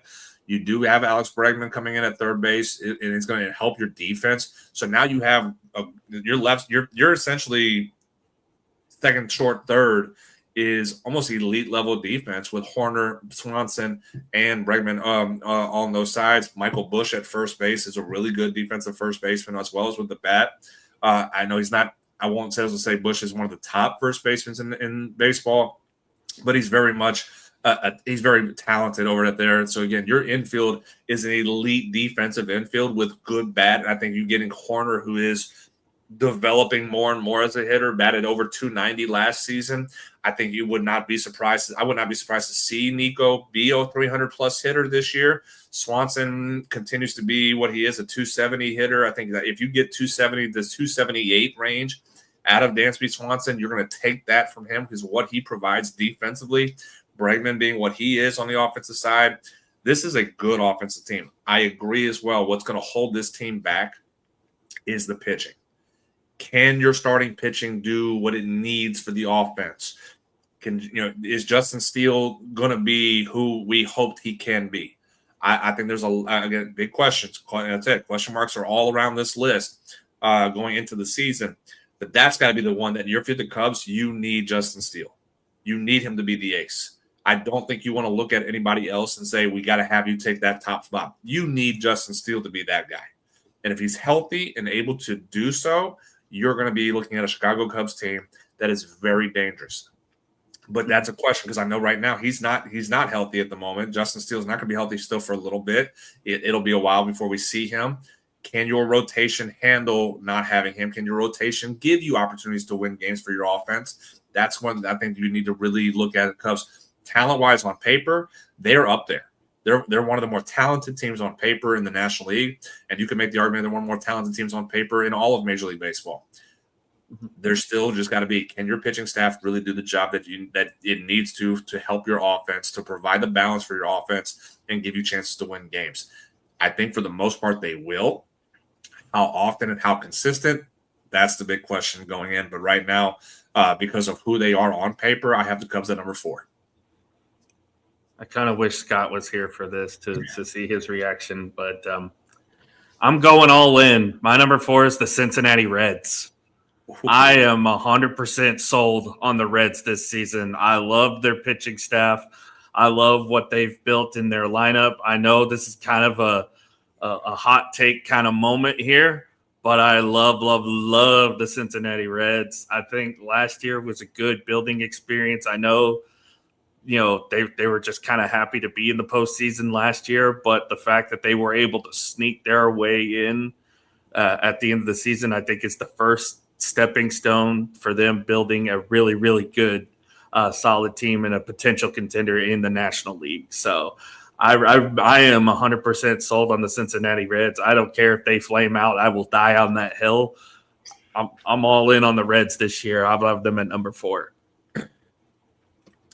My number 3 team is the Boston Red Sox. I think this team is underrated. And again, having them at number 3, I don't think people are talking about the Boston Red Sox as much as they probably should throughout baseball, especially since we saw what key players did in the World Baseball Classic. We saw what Wilyer Abreu did. We saw what Roman Anthony did. We saw what Jarren Duran did. We have seen a lot of talent on this team in big opportunity games in the World Baseball Classic show out. And a Jarren Duran, and we talk about, like I said, Pete Crow Armstrong being considered one of the top center fielders in the game. Jarren Duran should be in that conversation, to me, it feels like he's being left out, and I don't know why.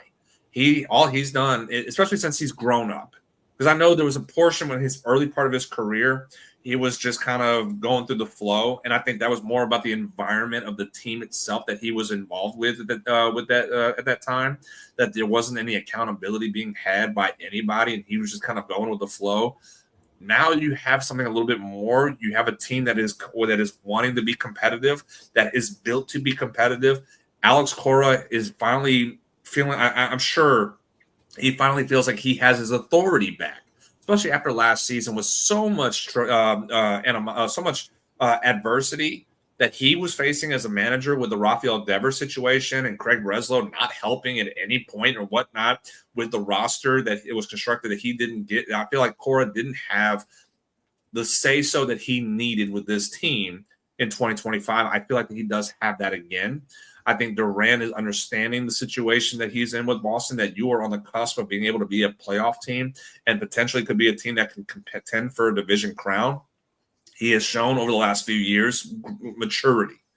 And that was the big question mark. And I wish Scott was here because I think Scott would agree with me that if that was the only thing that was holding Jarren Duran back was how mature are you to be a big leaguer in your career. This team is built for success this year. Garrett Crochet is going to, I think, surpass Tarek Skubal in the American League. He should be the favorite to win the Cy Young in the American League. He's a fantastic pitcher that has just grown, developed really well, got out of Chicago and followed the Chris Sale path. Get out of Chicago, go to Boston, and flourish. And I think that's where we're at right now with Garrett Crochet. After 1 year, he's now flourishing, and he's going to get a lot of recognition for being one of the top pitchers in the game, and he will prove himself to be the best pitcher in the American League. I think this team is loaded. They will challenge the Blue Jays in this division. I think they can surpass the Blue Jays to win this division. I have the Red Sox at number 3. And in 3 years, he'll become the best pitcher in the National League when he gets traded to Atlanta. I hope we are still doing this show in 3+ years or whatnot, and I hope that does happen because Scott is going to absolutely lose it. He will absolutely lose his mind that he will have me remind him that we've done this to him not once but twice with Chris Sale and then Garrett Crochet. I hope that it does happen, and I hope that we are still doing this show. I mean, the Red Sox are just the Braves minor league system at this point. I mean, we do. We do have a middle infielder that we could probably trade, just like we did with Vaughn Grissom. We do have one that we could trade, and just for Garrett Crochet right at that point, I think it makes sense to happen. Well, on this continued episode of Giving Scott Hope, I got the Red Sox at number 3 as well. With all the reasons you just said, I mean, that between you and Scott, what you both have said, I agree with Scott in the fact that I think the Red Sox have the best outfield in baseball right now. A lot of guys that could throw in and out of there and still be very, very competitive. I also agree with you on the fact that I think Garrett Crochet is going to surpass Tarek Skubal and become the best pitcher in the American League. I think the rotation itself is going to take a step forward and become even better than what it was last year.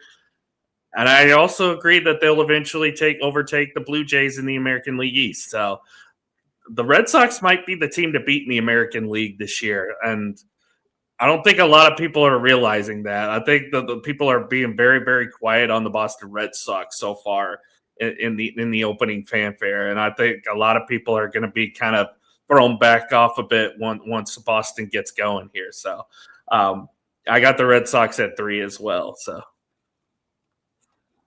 my number 2 team, and I agree with Scott right now, especially the number 2 and number 1 teams, the 2 teams that play each other in the World Series. My number 2 is the Toronto Blue Jays. At the moment, they are the champions of the American League.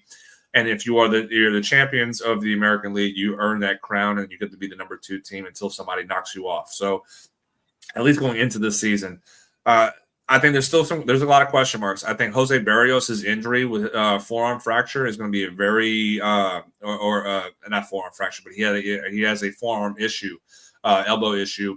It's not going to cause him this time. He's going to pitch through it, but that's a huge blow to your ace that you're hoping to lead your pitching staff again in 2026. I think you're hoping Yasevich continues his development. He was a fast track, pitching at every level last year from single A, double A, triple A, and even to the big leagues and pitching in the World Series. How does his development continue? Does he show what he was in the World Series, how dominant he was in the postseason? Is that the norm for Yasevich, or are we going to see a step back from him? The pitching side is going to be the biggest thing that I think you're going to have some concerns with the Blue Jays. I know Bo Bichette's not there anymore. The offense is what you were valuing with Bichette, but again, I think there's a lot of liability on the defensive side, and he was a little bit of a streaky hitter towards the back end of the season as well. Your leader is Vlad Guerrero Jr. He is completely matured as a hitter. He's completely matured as a ball player. He is in the conversation of probably top 5, top 7 in all of baseball as far as talent-wise. Is there enough with this team to get back to winning this division and making a deep run again? I think they're going to have to make a move around the deadline in June, July, August to really kind of put themselves in that position. But when you win, I'll say when you win and you make it to a World Series, and yes, it is tough to make it lose and try to do it again the next year, but you learn so much that you've out of that year. It's easy to repeat it because you understand what you need to do it again. And I think that's what's going to make this carry. This is going to carry this team, into this season is the understanding of how good they are, understanding what they did last season, and trying to replicate it and still be able to be competitive to prevent your slip ups here and there. Is the talent level the same with this team? I don't know. Do they have the characteristics to make another run? Yes. Mm-hmm. Are they just going to be good? I think the question though is, are they going to be good enough to do it again? The American League is going to be better this year. I think it was really down last year. It will be a little bit better this year. Mm-hmm. Does that hurt them? Boston being better this year, how much is that going to hurt? Garrett Cole coming back for the Yankees, how much is that going to hurt them? A lot of questions to be answered. Not necessarily have to be answered now, but will be desired later on as to see are they still talented enough to not just win this division, but make the run that they did in 2025 again in 2026. Mm-hmm. And I agree with you. Toronto's number 2. What they did last year was prove that they can finally get over the hump.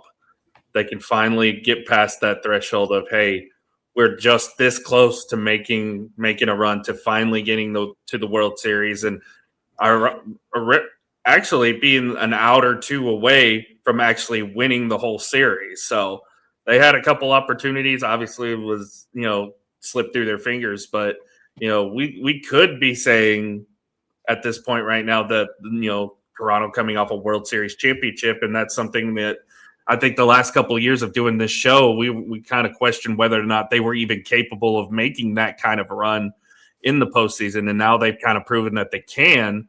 Obviously Vladdy being there still, he's the leader and heartbeat of that team. I think the pitching staff, with the Yasevich coming on in the postseason last year, I think he's going to continue to get better, along with who else they got. I feel like they're a better team without Bo Bichette.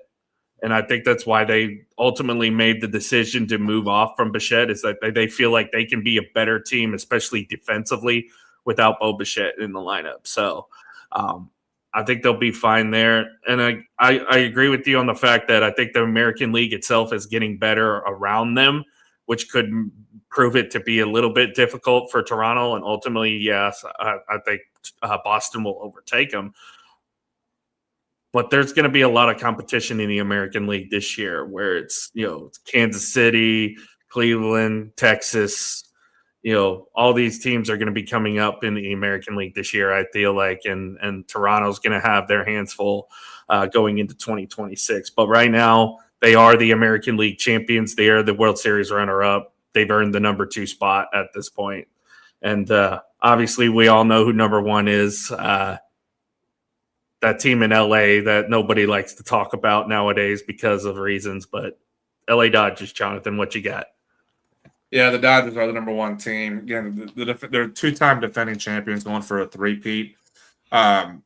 Star power team. I think that adding Kyle Tucker just kind of just shows what the star power means for this organization. Pitching wise, again, same star power, but what they overcame last year early on was the injury bug that bit them with Snell, with Glasnow, who getting healthy. Yamamoto was pretty healthy throughout the year. Again, are you able to avoid that injury bug with your pitching staff? Because that's one where you don't have a lot of depth, is on the pitching side when it comes to the starting rotation. Your young arms that you do have when you need them are not as good as what you have currently with them. Roki Sasaki is a big wild card with this group. He's not done really well. He has not adjusted well to being in the U.S., pitching in the big leagues. He is struggling, and he struggled really, really hard in spring training. And again, spring training is to be taken with a grain of salt. It is not the end-all, be-all of how a player is going to perform throughout the season.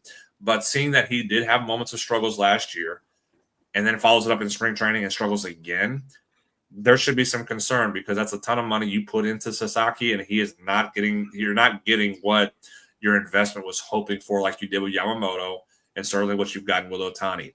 Ohtani being able to pitch this year from the beginning will help. It'll help that rotation.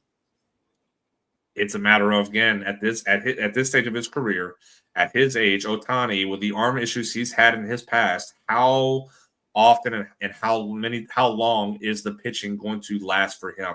I think that's a big question. And that's where, again, Sasaki's usage or effectiveness is really hurting this franchise currently right now. If he struggles again, you're talking about a shot to the depth that you're counting on to continue to be your dominant team that you built. The offensive side is going to be what's, I think, carry this team at times. The pitching will be lights out. It will be good. We've seen it be really good. But your offense with Mookie, with Freeman, with Ohtani, now Kyle Tucker, you're talking about that being your top of the order. Will Smith has had, again, he's had a good career being what he's been. You have a lot of talent there. I think, again, it's going to be a matter of, can the depth really carry over and be what you want it to be? Do they avoid the injury bugs that has plagued the pitching staff? They've been fortunate not to have too many injuries on the position player side. Can that also be avoided and continue to stay healthy, to be determined? If they stay healthy, this team is destined for NLCS and another World Series appearance. If they stay healthy, if they have any slip up with health, this team is pretty normal, and that's where with the talent that the NL does have. Again, we're talking about the NL and the AL getting better.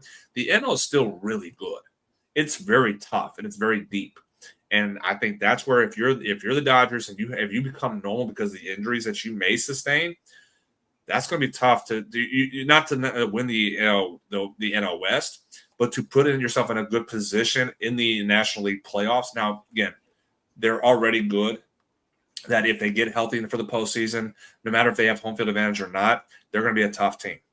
But going into it, if you don't have it and you have to go to Atlanta, if you have to go to Chicago, if you have to go to Philadelphia and play them on the road more times than being at home, that's tough. If this team stays healthy, you can pencil them for an NLCS appearance.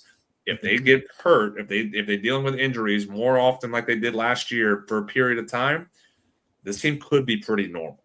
And I think that's pretty worrisome for the Dodgers. But at the moment right now, they're the most talented team on paper. They're the more starts of the team. And they're the two-time defending World Series champions, right, as well. So clear-cut number one team. Mm-hmm. Absolutely, 100% agreed.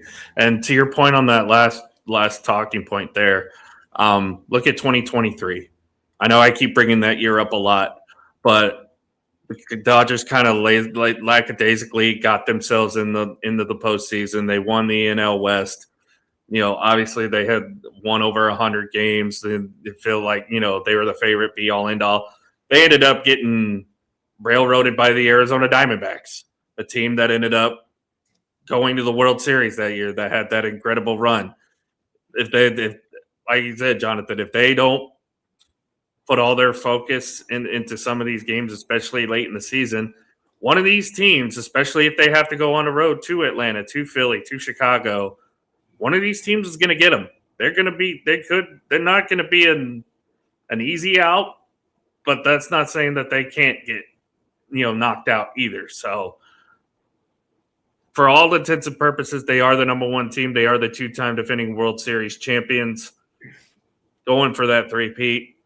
We'll see how they do throughout the season. But as of right now, they are the best team in baseball on paper. So that's what we got. But, yeah, I know you got a big week, sir. You'll be traveling tomorrow. You've got some scouting to do for the rest of the night. How you feeling right now as far as your season has gone and what you guys got coming up? So we're heading out to San Jacinto College out in Houston tomorrow. We have a single game on the road tomorrow, and then we are back at home for a doubleheader on Saturday. San Jack's one of the tough teams in the country. They are a top 10 or top 11 team in the nation currently right now. We just got done playing McLennan College, and they were number 15 or 16 in the nation this week as well. So we're back-to-back games, playing top 15 teams, and then next week, obviously, I know we'll see again, but we play the number 6 team in the nation in blitz. So this was our tough part of the schedule that we knew was coming in. Which, pause for a second. Aaron Judge just struck out for the 4th time tonight. He's got the golden sombrero. Wow. Amazing to see now that has happened for him. But wow, had to pause for that. But yeah, this is our tough. We knew this was going to be the schedule. This is a tough part of it. We were hoping to be on a hot streak going into this week. We are kind of we're down right now. We're struggling a little bit. And that's part of baseball is understanding the peaks and valleys. That's how my hitters. You're going to have peaks. You're going to have valleys. The teams that are good and sustain their success are the ones who limit the peaks and valleys and maintain consistency. Right now, we are struggling on the consistency side. So we had the highs early on. We were on the peak side of the mountain, and now we're down into the valley. So we have to try and turn it around and get back to the consistency side and be level and be able to play the game of baseball that we have been able to build up beginning part of the year, where we're playing really good ball, competing and beating teams that we really shouldn't have been beating, and winning against games that we should have been. So it's just a matter of immaturity right now, being a little bit younger on certain areas, being a little bit pressing in certain areas.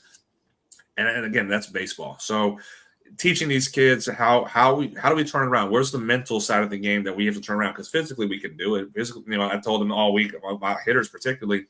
I told them, don't talk to me about your mechanics. Don't ask me what you're doing wrong with your mechanics. I don't care about your mechanics because your mechanics are not the problem. It's the mental side. Let's talk about the mental side more than the physical side so we can get our confidence in the box like we're supposed to be swinging the bat and be able to hit the baseball like we need to be. Talking to the pitchers. I've been kind of in the pitchers' ears at times and just saying the same thing. Don't ask about your mechanics. Don't ask about what's going on, what you feel like this or that. Think about why things are moving. Why are you moving this way? What's going on in between the ears? And focus on the mental side. Focus on visualization training, what you need to be doing, and feeling how you do things and why this is happening more so than the what.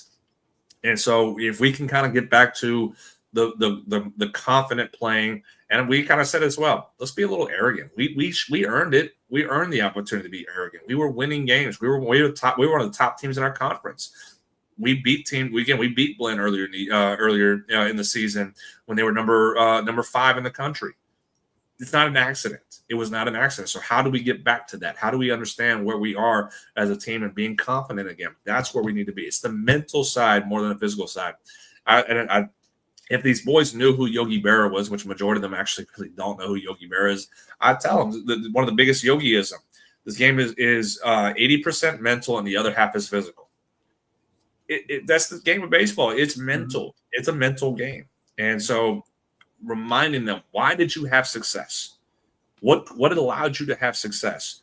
It's not the physical side because, again, everybody's physical in this game. Everybody has the physical tools. It's what goes on between the ears that allows you to believe in yourself and believe in your team and be able to compete at that level and trusting each other. That's one thing I think right now, losing makes things harder. And for us, it's made it harder being able to compete with each other because right now we're just trying to compete against each other instead of looking at it and saying we're competing with each other to compete against the other team. And that's where the maturity and it's hard for the junior college. These kids are 18, 19. Some of them are 20 years old, but they're still young and immature that they don't understand how to translate when adversity strikes. You have to be closer to your teammates for that when adversity hits you more than separated and be individualistic to fend off adversity. Adversity only can be combated as a whole unit together, not as individuals, and trying to get them to understand that's how you beat this. That's how you turn it around. Mm-hmm. And you mentioned, mechanics and fundamentals. It always reminds me of the interview Pete Rose did on MLB TV back in the day where it was never admit you're in a slump and never change your swing because your swing got you to the big leagues. For sure. It's always a mental game. It's always a mental game. That's what they tell you. And, I even learned that in Pee Wee baseball. It's like, it's all up here.